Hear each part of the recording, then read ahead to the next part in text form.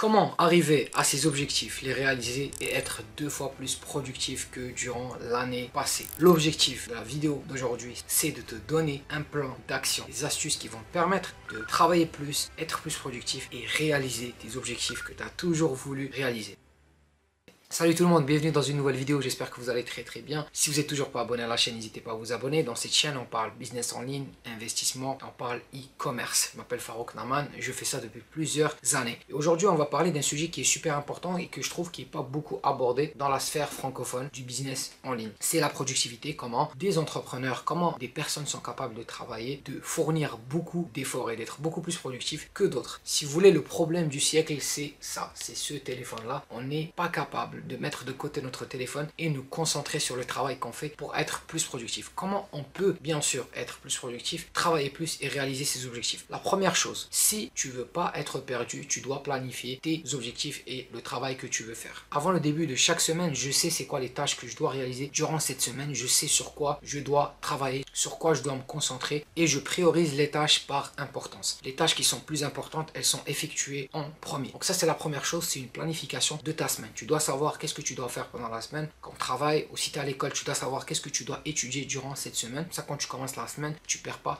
ton temps. La deuxième chose qu'il faut absolument faire, c'est mettre des blocs de travail où tu ne touches pas ton téléphone. Si tu as un problème et que tu touches ton téléphone à chaque 2 secondes, à chaque 3 secondes, tu dois te faire des blocs horaires où tu mets ton téléphone de côté, tu mets ton iPad, tu mets ton laptop, tu mets tout de côté, tu te concentres sur le travail. Je fais ça à chaque fois, à chaque matin, je dépose mon téléphone pendant 2-3 heures et je travaille sérieusement, je fais du deep work. Donc on appelle ça du deep work, c'est quoi? C'est du travail qui demande une grande concentration et si tu veux vraiment atteindre tes objectifs, tu dois faire ça. Parce qu'avec ce travail-là, on va pouvoir avancer sur les choses plus importantes. Donc, disons, vous avez un examen, vous pouvez vraiment étudier la matière la plus importante et être vraiment hyper concentré. Si vous travaillez, vous voulez lancer un business, quoi que ce soit, vous allez pouvoir avancer beaucoup plus rapidement. Et ce qu'il faut comprendre, c'est que la concentration des gens, notre concentration, elle est très faible. Une fois qu'on sort de ce mode de concentration, ça va nous prendre beaucoup de temps pour revenir dans ce mode de concentration. J'avais lu une étude et de mémoire, c'était autour de 15-20 minutes que ça prenait pour revenir en fait dans le mode de concentration. Donc si on est concentré pendant 1 heure et qu'on touche notre téléphone pendant 5 minutes, ça va nous prendre 15 à 20 minutes supplémentaires pour revenir dans ce mode de concentration. Donc la meilleure chose, c'est de mettre de côté son téléphone, de mettre de côté les objets électroniques. Si votre travail doit être fait sur un ordinateur comme moi, vous mettez juste de côté vos téléphones ou vous désactivez les notifications. Ça c'est vraiment important. Désactivez les notifications sur votre ordinateur ou même sur votre téléphone et mettez-le dans une place où vous n'allez pas le voir. Donc soit dans une autre chambre ou soit dans une place qui n'est pas vraiment dans votre champ de vision. Vous ne pouvez pas travailler sur votre laptop et vous voyez votre téléphone au loin. Okay? Ça va toujours vous donner envie d'aller se lever, de le prendre. Et une fois que vous cédez à ça, vous avez perdu la bataille de la concentration. Par la suite, ça va être vraiment très difficile pour vous de vraiment continuer à travailler sérieusement. Maintenant, l'autre aspect, comment on fait pour atteindre ces objectifs? La première chose, si vous n'avez toujours pas fait une planification de votre année, de votre nouvelle année et que vous avez calculé vos mauvais coups et vos bons coups de l'année passée, ça va être très compliqué pour vous d'atteindre vos objectifs pendant cette année. Parce que vous commencez l'année, vous n'avez pas de vision, vous n'avez pas de plan d'action, vous n'avez pas quelque chose que vous allez suivre et vous allez juste être là, vous allez commencer à sauter à gauche à droite et c'est ça qui fait en sorte que vous n'arrivez pas à changer vos habitudes ou vous n'arrivez jamais à vous lancer en e-commerce. Je parle avec des gens depuis des années qui veulent se lancer en e-commerce mais qui n'ont jamais fait le premier pas parce qu'à chaque année ils font la même chose, ils font que regarder des vidéos, ils mettent jamais un plan d'action à suivre, ils mettent pas d'objectif clair. Ce qu'on va faire, c'est qu'on va faire une rétrospective de notre année. L'année passée, on va voir qu'est-ce qu'on a fait de bien, qu'est-ce qu'on a fait de mauvais, puis on va mettre nos objectifs qui sont les plus importants qu'on veut atteindre pendant cette année-là. Par la suite, on va prendre ces objectifs-là, on va les diviser en plusieurs tâches. En disant, moi demain, je sais pas, je veux perdre du poids. Donc pour perdre du poids, je dois faire quoi? Je dois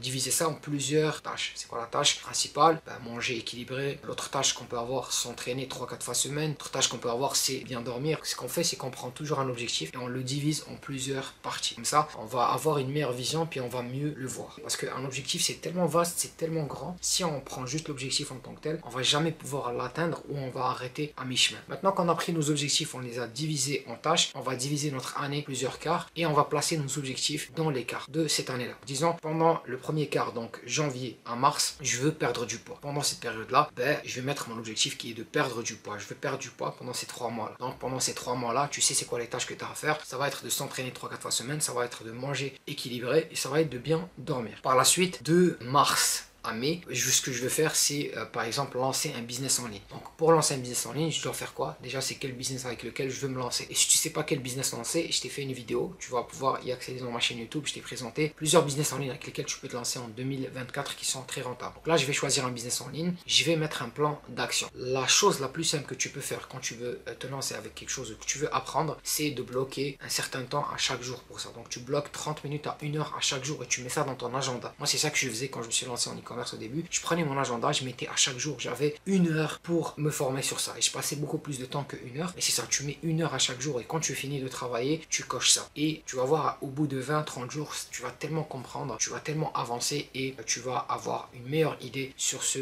business-là. L'autre chose que je vous conseille aussi, c'est de commencer avec les tâches qui sont les plus importantes au début de la journée. C'est-à-dire, si il y a une tâche qui vous prend énormément de concentration, qui vous prend énormément d'efforts, mettez-la en premier. Et les tâches qui sont très chiantes, faites-les en premier aussi. Comme ça, vous vous débarrassez de ça, que vous finissez avec les tâches qui sont chiantes. Et les tâches qui vous prennent énormément d'énergie, vous aurez déjà fini ça au début de la journée. Parce que généralement, à partir de 1 heure, 2 heures, vous allez être moins concentré, vous allez être plus fatigué, vous aurez moins d'énergie à mettre sur du deep work, sur du work, du travail qui demande beaucoup de concentration. J'espère que la vidéo d'aujourd'hui vous a beaucoup plu. Dites-moi si ce format vous plaît. Si vous n'êtes toujours pas abonné à la chaîne, n'hésitez pas à vous abonner, à me lâcher un gros pouce bleu. Puis laissez-moi un commentaire, votre avis ou une question par rapport à tout ce que vous avez vu aujourd'hui ou par rapport au business en ligne en général. Prenez soin de vous, on se retrouve dans une prochaine vidéo.